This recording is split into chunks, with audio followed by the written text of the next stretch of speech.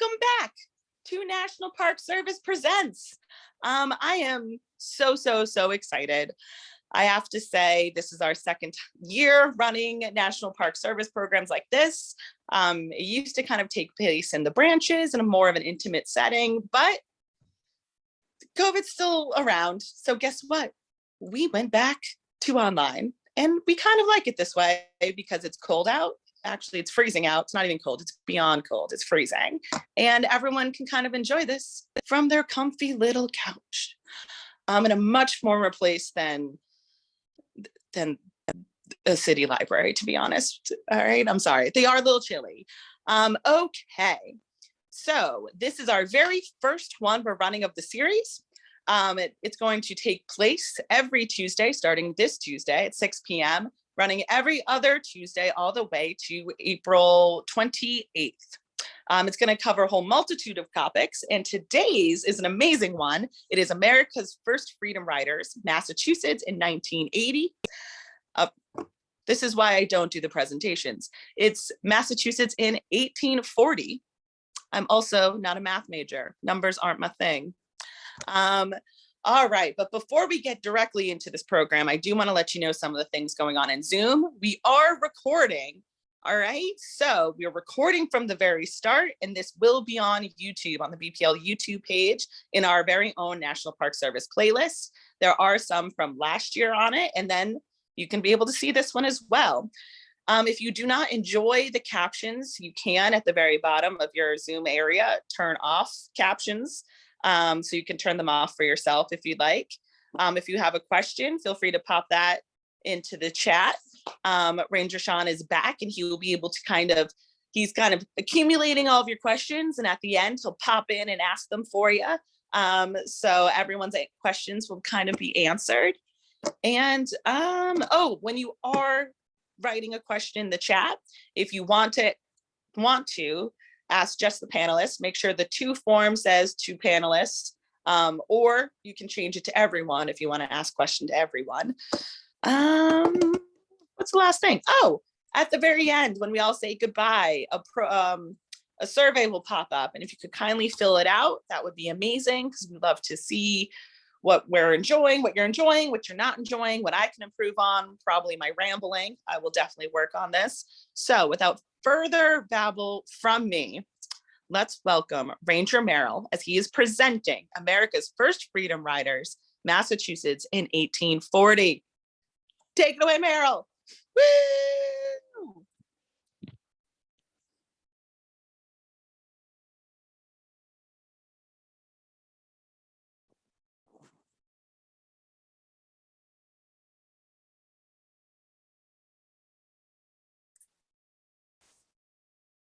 Stuff, here we go. So, thank you, Karen. And we'll begin now. So, coming out and sitting in Freedom Riders of the 1800s is a more recent topic. Before I begin, a preliminary word about language. I'm going to be quoting from a lot of 19th century sources, and they use words that we do not use today. After thinking about it, I've decided to retain the words Negro and colored where they appear in the source. There is, of course, as you've probably guessed, another N word alongside Negro that often appears and that I have decided not to use. So when that pops up in the quotes, I will replace it by simply saying N-word. And if you have any questions about that, pop it in the chat. So, image here. Here I am beginning my talk about 1840 with a sign, clearly 20th century, in a 20th century restaurant. I chose this sign because it surprised me, because it was not a restaurant somewhere in the civil rights era, 1950, 1960 South. The photo was taken, the restaurant existed in the city of Lancaster, Ohio in 1938. So it reminded me that the civil rights movement that I grew up with was one chapter in a struggle that began before the American Revolution and that covered, perhaps covers, the entire nation. The sign may be modern, the neon, the glass, the idea we cater to the white trade only is the same idea that the people I'm going to be talking about struggled to overcome in the 1800s. Let me put that struggle into context a bit. The enslavement of indigenous and African or Black people began in Massachusetts in at latest the 1630s, was codified, as you can see here, in the Massachusetts Body of Liberties of 1641, and lasted through the American Revolution. Enslaved people in Massachusetts were maybe small numbers, but everywhere. Enslaved people were domestic servants, sailors, shipbuilders, cabinet makers, house builders, brick makers, bricklayers, stone carvers, farmers, coopers, and I could go on. But by the end of the 18th century, so by about 1800, for various reasons, slavery had basically come to an end in Massachusetts. But freedom did not bring respect or equality. Racial prejudice was endemic in white Massachusetts. In 1797, Black activist Prince Hall wrote, "Patience, I say, for were we not possessed of a great measure of it, we could not bear up under the daily insults we meet with in the streets of Boston, much more on public days of recreation. How at such times are we shamefully abused, and that to such a degree that we may be truly said to carry our lives in our hands, and the arrows of death are flying about our heads." And 40 years later, abolitionist Lydia Maria Child wrote in her appeal in favor of that class of Americans called Africans, "The form of slavery does not exist among us, but the very spirit of that hateful and mischievous thing is here in all its strength. And the manner in which we use what power we have gives us ample reason to be grateful that the nature of our institutions does not entrust us with more. Our prejudice against colored people is even more inveterate than it is at the South." And that prejudice, when slavery ended, led, caused whites in Massachusetts to search for new ways to preserve and protect the white supremacy that slavery had ensured. And one of the answers they gave was segregation, enforced upon Blacks by whites, separate and deeply unequal. Segregation in Massachusetts was not so much a matter of law as it was one of policy, practice, local regulation, but it did touch all aspects of life, and it was always ultimately backed up by violence. Segregationists violently barred Blacks in Boston and other towns from taking part in public celebrations, particularly the 4th of July. When Blacks began July 14 celebrations of the end of the legal African slave trade, they were met in Boston, as you can see in this broadside, by ridicule, insult, and on occasion, mob violence. Segregation restricted economic opportunity. Whites who had worked alongside enslaved blacks discovered that they could not abide working alongside free blacks or having those same black people in competition with them. Frederick Douglass, you see him here, discovered that soon after he escaped from slavery and settled in the fugitives' Gibraltar, New Bedford. He wrote, "I went next in pursuit of a job at caulking, which is sealing the seams of a sailing vessel, a highly skilled job, respected, in which Douglass had significant experience. Mr. Rodney French promptly told me to go to work on his ship, but going on the float stage for that purpose, I was informed that every white man would leave the ship if I struck a blow upon her. And so Douglass had to put away his caulking mallet, and for the next 3 years did whatever work he could find to support his family, shoveling coal, sawing wood, rolling whale oil barrels, and more. And that paid him about half or less of what he would have earned as a ship's caulker. And this segregation seemed especially strong and painful in the churches. So Douglass's experience at the Elm Street Methodist Church in New Bedford was pretty commonplace. He wrote, at communion, the colored members of the church descended from the gallery and took a seat against the wall most distant from the altar. The white members went forward to the altar by the benchful.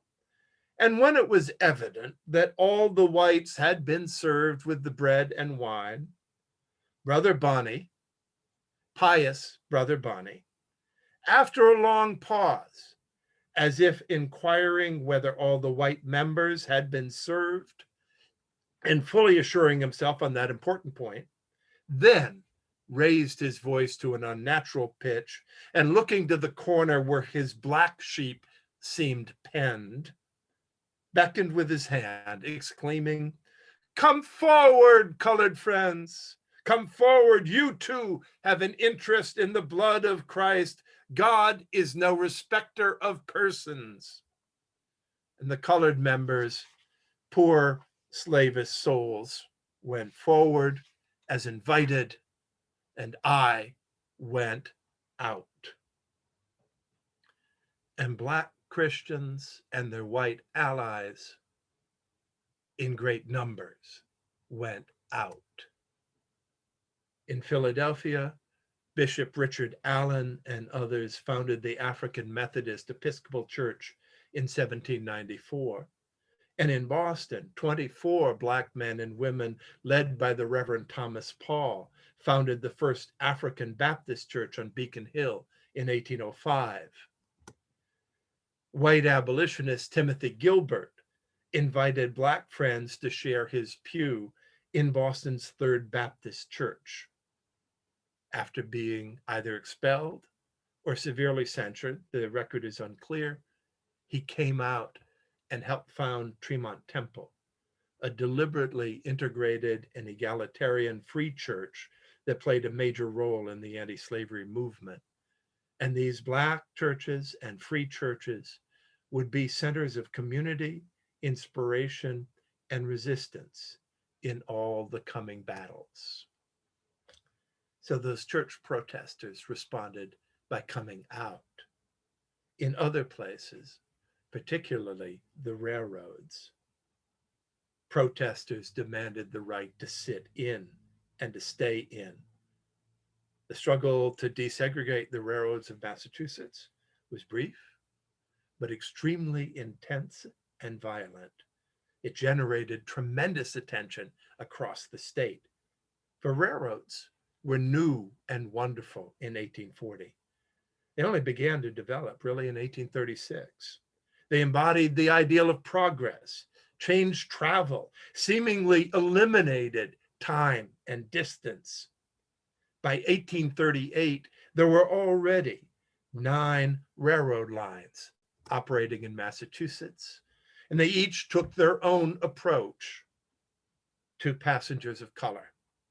6 lines, according to this traveler's directory in the Liberator newspaper, practiced equality of privileges, as you see above the Western Railroad.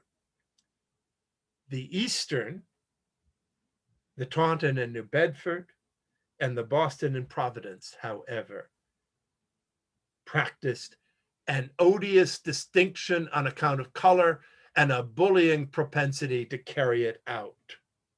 They forced Black passengers into a separate and unequal car. This car was smaller, more crowded than the cars for whites. The seats were not padded, the windows did not always close properly, and the car was at the front of the train, where it collected all the smoke and soot and dust from the engine and the tender car. Some called it a dirt car. By 1840, it had a new name, universally called Jim Crow. In 1838, Henry Scott, a Black abolitionist from Worcester, wrote this for the Liberator. I will take my trunk and go to the depot, well dressed as I always am. I shall undertake to go in your cars, pay for my ticket the same as others. And you will say, you cannot go in our cars with others who will pay the same price. The car master will then say, we will show you where you can ride. Ride here. I answer, I do not, as a gentleman, wish to ride in a dirt car. I wish to ride with decent and respectable gentlemen. Ah, says he, you are a colored man. I reply, did I make myself? Am I to blame for my color? Did not the same Almighty God make me that made you? Why then do you taunt me and insult me about my color? Now, gentlemen, I was born and bred in the South, and notwithstanding your boast of your free institutions, you grind the colored people in the dust by destroying their spirit of self-respect and independence, and by degrading them by your haughty and unjust regulations, which make them slaves to your passions and prejudices. You do it. There is no use in disguising the fact. It is true. Yes, here in Worcester, I say it with feelings of shame, a gentleman of color is treated as a villain. On October 18, 1839, I love that phrase, a dreadful case of color phobia. As the 4 o'clock train from Salem to Boston was stopping at the Lynn Depot, a respectable citizen of this town purchased a ticket, took his seat in one of the cars, immediately after which, at the request of the passengers in the same car who cried out against him, Potter, the conductor, with the assistance of one of the brakemen, repaired to the spot and ordered the gentleman out.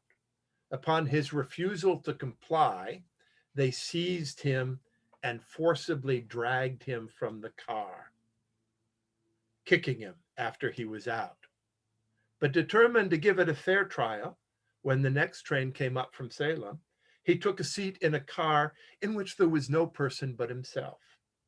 This, however, would not satisfy the Christians. He was told he could not ride in that car. The conductor had received his orders from Mr. Chase, and they must be obeyed, after which he left the car and went home. Neither story caused much public protest. That changed when this man, David Ruggles, traveled to Massachusetts in 1841. Ruggles was then a 35-year-old abolitionist, newspaper editor, founder of the New York Vigilance Committee. He regularly, physically, personally confronted slave catchers, law officers, kidnappers, racists. He had suffered at least one kidnapping attempt, several attempts to lynch him, his store burned down, multiple assaults. His health and his eyesight were now both failing, but he still did not ever back down. On the afternoon of July 6, 1841, Ruggles purchased a ticket for Boston on the New Bedford and Taunton Railroad, paid full price, $2, sat down in one of the long or first-class cars. Two passengers found his presence offensive. The conductor ordered Ruggles to move to the Jim Crow car. Ruggles refused. "I have," he said, "the right to hold and enjoy what I have purchased." The conductor left. The superintendent of the railroad then led several burly men into the car, and they grabbed hold of Ruggles. They dragged him from his seat. They threw him out onto the station platform. His clothes were torn in the melee. He requested his trunk from the baggage car, but the train left with Ruggles' trunk still on board, and it doesn't appear that he was ever able to recover it. Ruggles, instead of just writing a protest letter, sued the railroad and the men who threw him out for assault. The lawsuit drew wide attention, which may have been Ruggles' intention. He had little hope of winning. The railroad argued it was merely following its policy that all passengers will take such seats as the conductor may assign to them. And that policy, they said, was to make passage in the railroad more pleasant by separating, quote, the drunken, dirty, ragged, and colored people from the others. New Bedford Judge Henry Crapo, himself a stockholder in the railroad, ruled in favor of the defendants and dismissed the suit.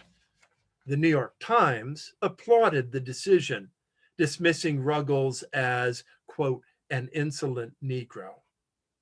The directors of the Eastern Railroad, led by Superintendent Stephen Chase, published a rule that all passengers upon the road are required to take such seats in the cars and in such cars as shall be designated by the respective conductors, and all tickets are sold subject to this rule.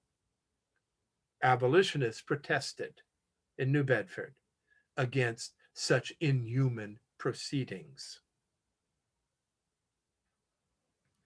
And some determined to attack. At least some of their challenges appeared to have been planned and carried out by organized multiracial teams.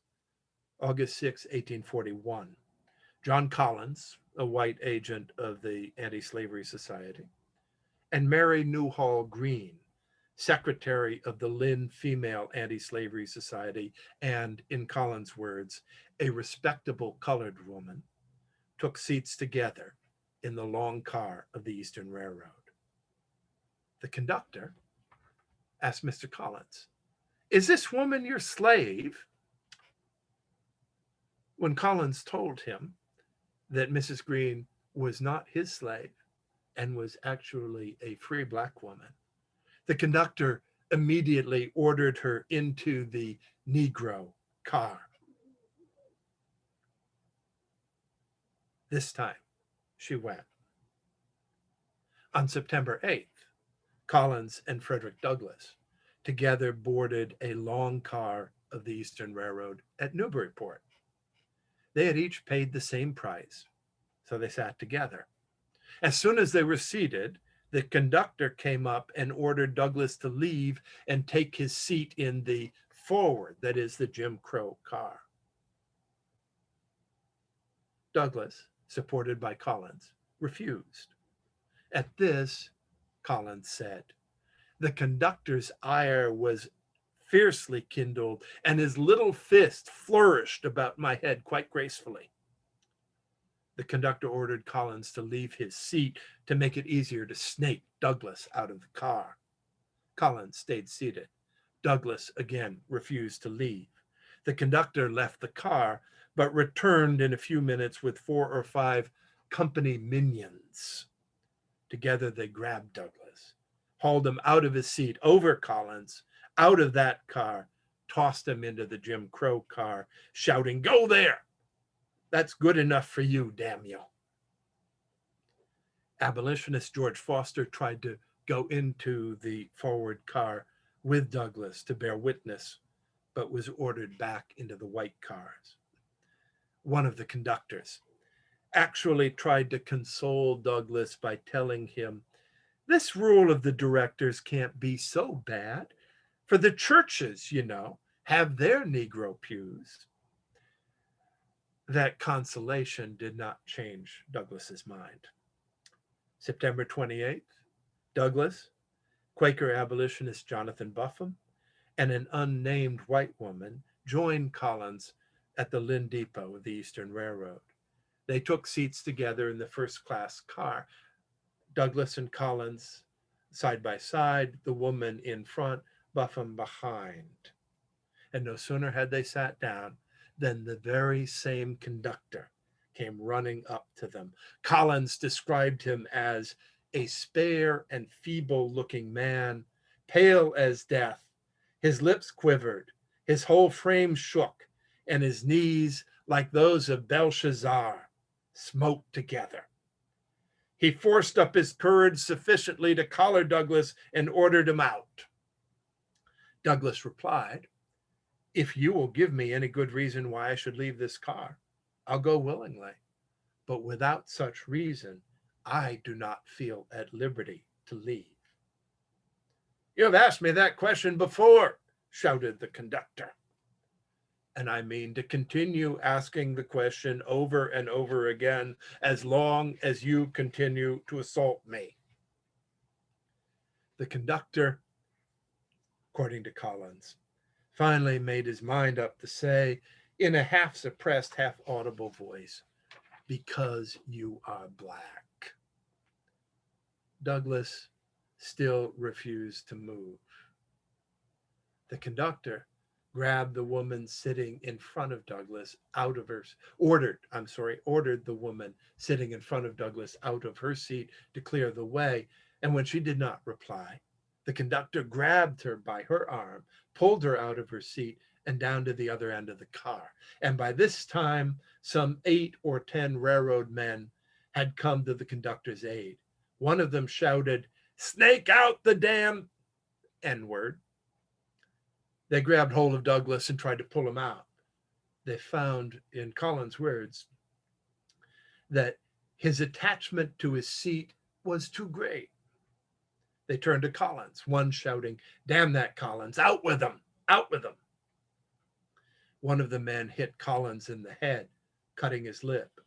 Collins and Douglass continued to hold their seats until, in Douglass's later words, they tore away 2 or 3 of the surrounding ones on which we held a firm grip and did the car no service in some other respects. Douglass and Collins were dragged out head first, tossed to the ground, kicked and beaten. Douglass, apparently stunned, remained in Lynn, and Buffum stayed behind to tend to him. Collins stayed on the train. At the next stop in Salem, he was confronted by Stephen Chase, the Quaker superintendent, by the way. Chase ordered Collins out of the car. "Thou can't travel on this road. Thou quarrels so, the passengers can't ride with thee. If thee don't get out, I'll call brakemen to haul thee out." And Collins, already sore from his earlier beating, left the car, continued his trip in a hired carriage. But the protests continued. September 30, Mary Green, bought a ticket at Lynn, and sat down in one of those long cars with her 5-month-old son. Mrs. Green was described as, quote, a light-skinned woman with straight hair. And editorial comment, it should be noted here that assaults on lighter-skinned, respectable Blacks such as Douglass and Green seemed often to generate much greater outrage among abolitionists. You can make of that what you will. But Mary Green had occasionally been allowed to stay in the first-class car. She had also, as you heard, been forcibly ejected from that car just the previous August.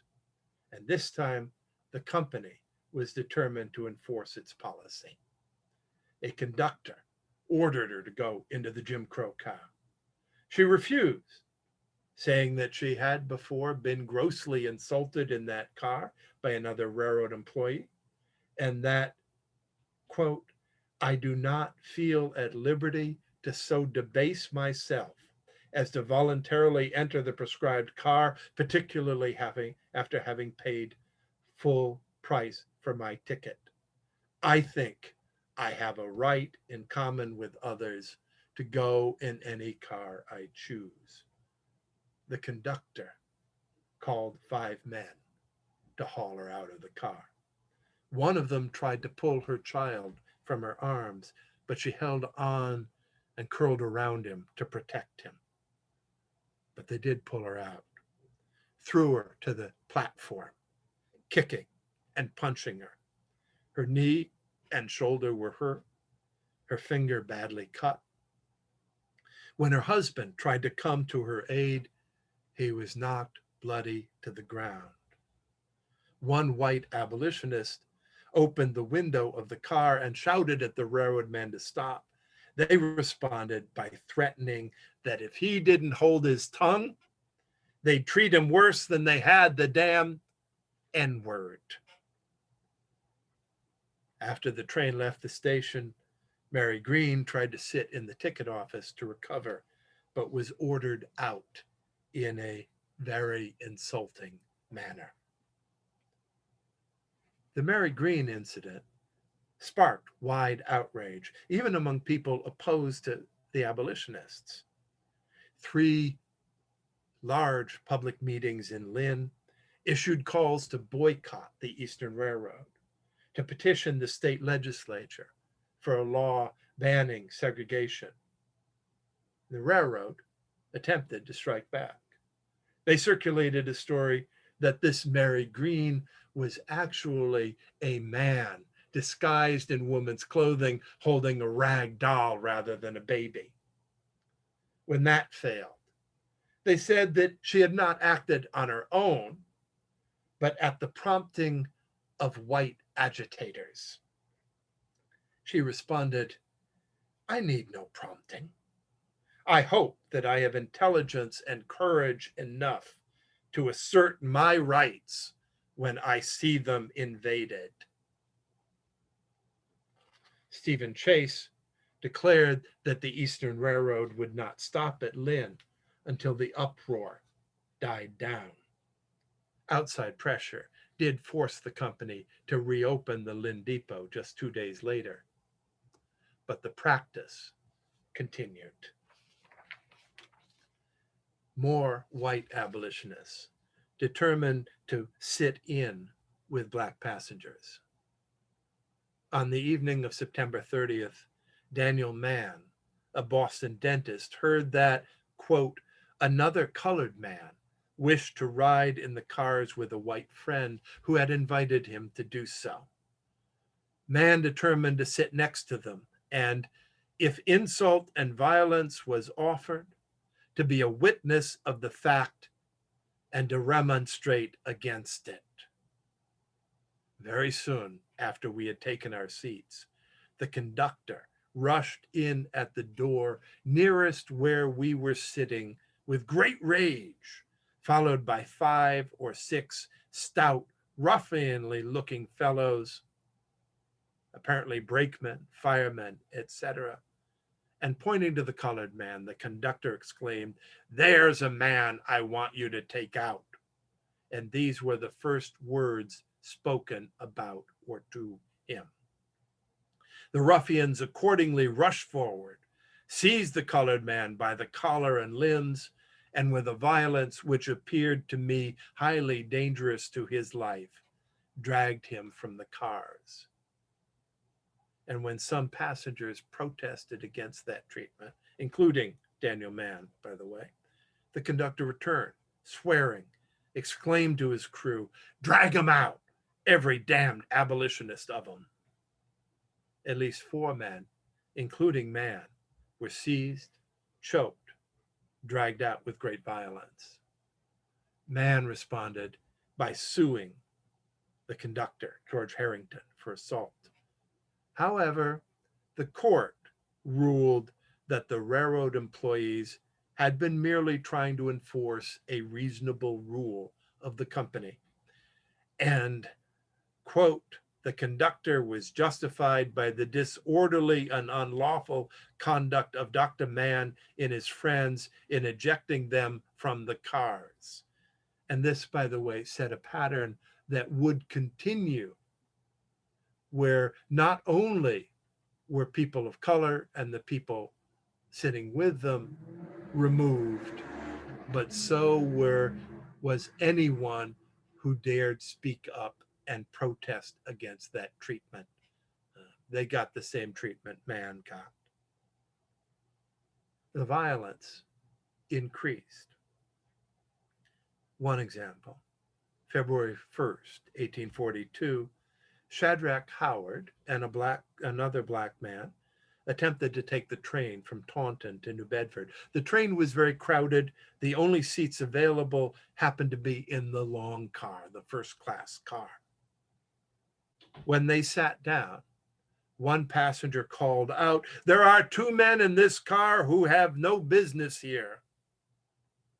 And the conductor came up and ordered Howard and his friend to leave. Howard's younger friend got up to go. Howard followed him a little more slowly. The conductor gave Howard a shove to make him move faster. Howard said, "Take your hands off me." The conductor replied, "I'll do no such thing," and forced him along. When they reached the end of the car, the conductor grabbed Howard by the collar, shouted, "Now I'll let you know why I put my hands on you," and shoved him off the train. Several other railroad men outside then seized Howard and began to beat him. And when he attempted to fight his way back onto the train, he was kicked off again. The violence calmed down temporarily when the railroad agreed to add another car for Howard and the other blacks to ride in. But soon after, the conductor refused to allow Howard, when he came through the car asking for tickets, he refused to allow Howard to buy a ticket. Instead, told him, "If you don't show me a ticket right now, I will throw you off again." And he attempted to throw Howard off the train. Howard fought him off, shouting, "You will take no one off this car." 5 more men came to the conductor's assistance, shouting words such as, "When will the N-words know their place? Haul out the damn N-words." Howard, his coat torn to ribbons, fought his way loose and ran into another car, and the passengers there sheltered him. The conductor, not having enough force to eject Howard, ordered the train to return to Taunton. And when they arrived in Taunton, a mob gathered, intending, in their own words, to teach the N-word his place. Howard and his friends, fearing for their lives, slipped out and left town. And this combination of violence, outrage, anti-segregation petitions was enough to cause the state legislature to appoint a joint committee to consider the state of public transportation. The committee held a public meeting addressed by white abolitionists Wendell Phillips and Alice Gray Loring, and Black activist Charles Lennox Reman of Salem. Loring argued that to give inferior accommodations might be an injury, but to make any distinction whatever is an insult, one which men of color will suffer more from than from an injury. Distinctions made between parties that are socially held to be unequal are always an insult to the reputedly inferior party, an argument that would be made a century later by Thurgood Marshall before the United States Supreme Court. Now, Reman was apparently the first person of color ever to address a committee of the legislature in the State House. He told committee members how, after returning from a trip to England in which he was everywhere treated as an equal, he was immediately ordered into the segregated car on the Eastern Railroad. He called for the legislature to help create the day when, quote, men shall be considered great only as they are good, when it will never be told and painfully experienced that in this country, this state, this city, the Athens of America, the rights, privileges, and immunities of its citizens are measured by complexion or any other physical peculiarity. Complexion can never be made the criterion of rights. The committee sent a bill to the legislature forbidding any railroad from acting on segregation policy. The bill was defeated in the Senate. A similar bill was introduced in 1843. It was indefinitely postponed by the House. This last House vote, by the way, was taken by secret ballot so that no legislator would have to go on record as supporting segregation. Public opinion was clearly running against the railroads. That public opinion, combined with the threats of boycott, future legislation, further defiance by Black and white passengers, accomplished what the legislature could not. In 1843, Reman left an Eastern Railroad train rather than be forced into the Jim Crow car. This was the last recorded such incident. But the victory did not defeat the prejudice that lay behind Jim Crow. In 1845, the Boston Daily Bee printed a letter from a man expressing his outrage that in the absence of a Jim Crow car, he and others had been forced to share a car in the Eastern Railroad with a, quote, fat, strapping Negro wench. The victory did not end all segregation either. July 8, 1847, a Black woman trying to take a seat on a Boston streetcar was ordered off because the conductor thought the lady passengers would have objections to her company. And in 1853, Sarah Parker Reman and Carolyn Putnam, sisters to Charles Lennox Reman, attempted to take their purchased seats in the second circle at the Howard Athenaeum in Boston, but they were told they must go to the balcony. When they refused to leave, a policeman forced them out of the theater. But while segregation remained, the outcome now could be different. In the streetcar case, a bystander at once inquired of the ladies in the coach, of whom there were several, if they had objections, but they promptly answered they did not. And on being informed of the circumstances which led to the question, it was proposed by one of them that they should all leave the omnibus unless the colored woman was allowed a seat. And the plan would have been carried into effect had not the omnibus man, finding that he had put his foot into it, concluded to back out from his position and admit the applicant.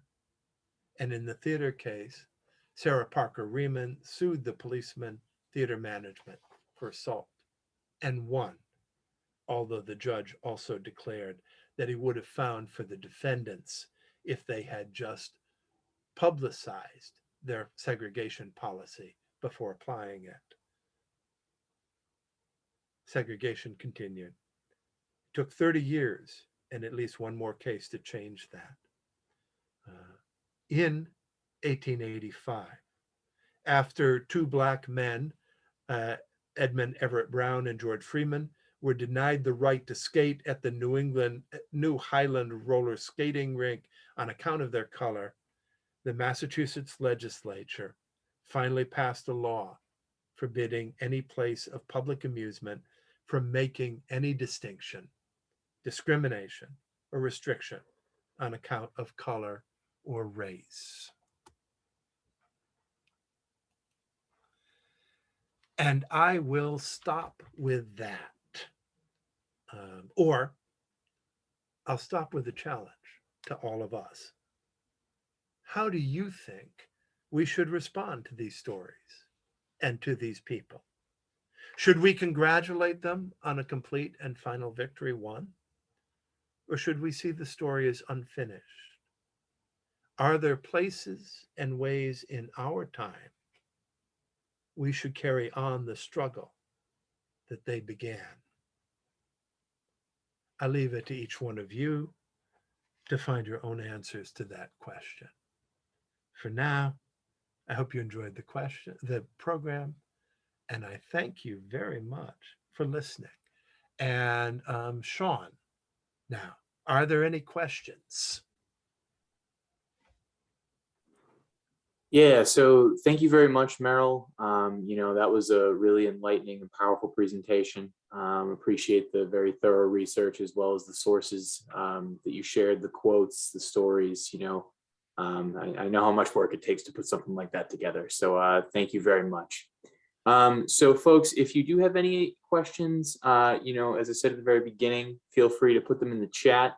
I do have a few questions, which I will ask Merrill. And then again, if you do have any additional ones that you think of, more than happy to kind of continue the conversation. We're going to probably do about a little over 5 minutes of questions to make sure that we, wrap up before our end time of 7. So the first question is, I think, a pretty simple one, yes or no answer. And the question was, is the Ruggles Tea Stop on the Orange Line named after the Mr. Ruggles that you're speaking of? Mr. Ruggles being David Ruggles. As far as I know, no.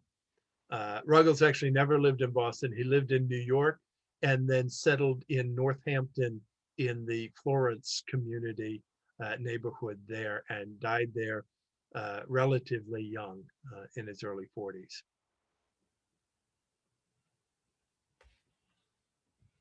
Yeah, I did some a little bit of Googling to try and come up with that answer, and I believe it might have been named potentially for a Revolutionary War hero. So, yeah, we need to confirm that, but that's kind of what I came up with so far.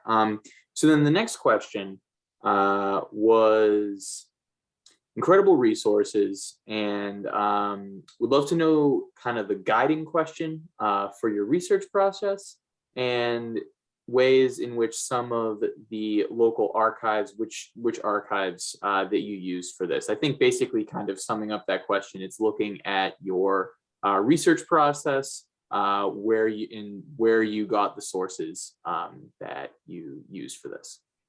Yeah, so basically, one thing I do have to say is that many years ago, when I was young and struggling to make a living as a freelance professional storyteller, I created a program called Voices of Freedom, and having come across some accounts of the sit-ins on the Eastern Railroad in a book called, let's see, but it's by Carlton Maybe. I'll show you the slide of my resources. It's called Black Freedom. I thought that would make a great, so I did about a 7-minute story based on the Eastern Railroad, did a lot of research at the Lynn Historical Society, reading through every issue of the Lynn Record newspaper, which was an anti-slavery newspaper. So I had this idea in the back of my head.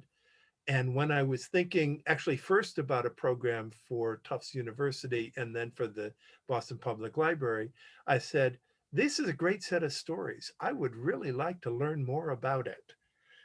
And so I said, I want to learn the stories and be able to share the overall, struggle, this part of this long American struggle for freedom and justice. Uh, I started with Stephen Kantrowitz's book, More Than Freedom, that had a little bit on that. And I went to a resource that he had listed there that was an article by, and I know I'm going to butcher his name, but he's no longer alive to complain about it. I believe Lewis Rushames called Jim Crow Railroad in Massachusetts, which I could get through JSTOR, and read his article. And he had a lot of footnotes connecting me to the Liberator newspaper.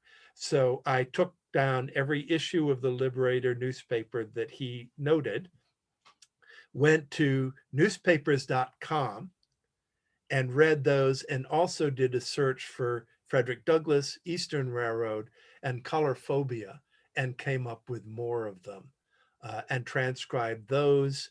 I connected it. I knew Douglass's autobiographies, so I connected it to pieces from those. And then it just so happened that last Sunday, or maybe the Sunday before last, in the Boston Globe magazine, there was a wonderful article by Ellen Sweeney called Wheels of Justice, which told the story of the Highland roller rink episode in much greater detail than I did. So I added, and she pointed out the law passed in 1885. So I figured, well, that gives me an excellent conclusion. So basically, pretty much all the current research was done online or in books that I happen to own. Sorry, I'm a historian, so I gave you a long answer to a short question about research. Historians love to talk about methodology and that detective work. So thank you very much, Merrill. So do you have a question? This is, I think, a quick one. Was the Douglass you spoke of Frederick Douglass? Yeah. The answer is yes. And then I think we have one more question, which should actually put us right at about kind of the conclusion here. So again, if anyone does have like a final question, feel free to drop it in the chat. But the question we have is, perhaps it was stated at the beginning, but many of the incidents were on the Eastern Rail line in Lynn. What was the reason for that? Lynn was a hotbed of abolitionism. Douglass, when he first came to freedom, settled in New Bedford, but then he moved to Lynn and lived there for a number of years before he moved to Rochester, New York. As I mentioned, the Lynn Record newspaper was an anti-slavery newspaper. Some members of the Lynn Quaker meeting were active, like Jonathan Buffum and others, were active abolitionists. The Lynn Female Anti-Slavery Society was extremely active. So Mary Newhall Green was already an experienced protester and anti-slavery activist. So that seems to have been the center of it. And the Eastern Railroad, which ran, which struck me because it ran about the same railroad line as the train that I take into Boston to go to work, the commuter rail, seems to have been where a lot of it centered. And it also is the fact that the Eastern Railroad ran directly out of Boston. And of course, the major source for all of this news was the Liberator, which was printed in Boston, so that Garrison had a much more personal connection with that. So I think it was a number of things that came together. Great. We do have one final question, and this will be the last one. And this question is, were Catholic masses segregated? Not always. Actually, as a matter of fact, interestingly enough, the Catholic Church seems to have been, in the little bit of reading that I've done, the church thing, like the work thing, is something that requires a lot more research, seems to have been the least segregated of all the churches. And although, of course, that's not completely true, as was shown, when actually Umberto Maderas was named Archbishop and Cardinal. Many of the Irish and Italian Catholics were very, and I'm not picking on just on the Irish and Italians, but were very upset by that. But Catholic masses tended to be less segregated than almost all Protestant churches. And of course, as you may have heard, Sunday morning worship, especially in Protestant churches, is still often referred to as the most segregated hour in America.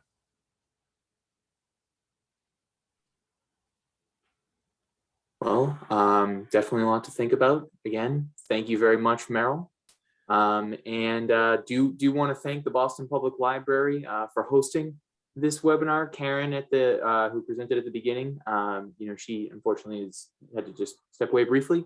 So thanks again, everyone, for coming.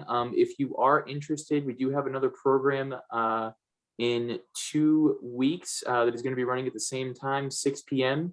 It is called The North End, Boston's Overlooked 19th Century Community. If you're interested in that presentation, you can sign up at the link I just dropped in the chat. Other than that, I want to speak for myself and Merrill as well. Thank you all again very much for coming. Merrill just dropped his email into the chat if you do have any additional questions. And I hope that all of you have a great rest of your evening. And I do have, I had a slide with the published, easily found resources that I used, which we ran out of time for. But if anybody wants that, please just email me and I will be happy to send it to them. Awesome. So thank you very much and have a great night. Thank you, Sean, and thank you, everyone. Good night now.